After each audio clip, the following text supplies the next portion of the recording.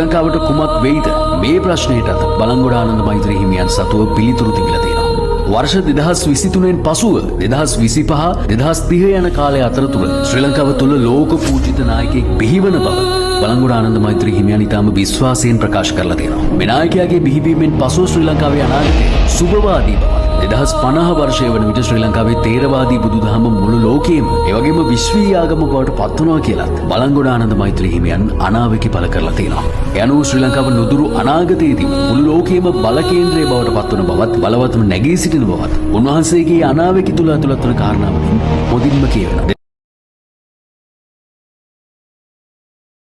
2025-2030 යන කාලය අතරතුර ශ්‍රී ලංකාව තුළ ලෝක පූජිත නායකයෙක් බිහිවන බව බලංගොඩ ආනන්ද මෛත්‍රී හිමියන් ඉතාම විශ්වාසයෙන් ප්‍රකාශ කරලා තියෙනවා. මේ නායකයාගේ බිහිවීමෙන් පසු ශ්‍රී ලංකාවේ අනාගතය සුබවාදී බවත් 2050 වර්ෂය වන විට ශ්‍රී ලංකාවේ තේරවාදී බුදුදහම මුළු ලෝකයේම එවැගේම විශ්වීය ආගම බවට පත්වනවා කියලා බලංගොඩ ආනන්ද මෛත්‍රී හිමියන් අනාවැකි පළ කරලා තියෙනවා. ඒ අනුව ශ්‍රී ලංකාව නුදුරු අනාගතයේදී මුළු ලෝකයේම බල කේන්ද්‍රය බවට පත්වන බවත් බලවත්ම නැගී සිටින බවත් උන්වහන්සේගේ අනාවැකි තුල ඇතුළත් වන කාරණාවකින් පොදින්ම කියන 15 වන ප්‍රබල ආධ්‍යාත්මික නායකයා නිසාම තුන්වන ලෝක යුද්ධයෙන් කිසිදු ආපදාවක් ශ්‍රී ලංකාවට ඇති නොවන බව උන්වහන්සේගේ මේ අනාවැකි වල සඳහන් කරලා තියෙන බව ඔබට මතක් කළ යුතුමයි.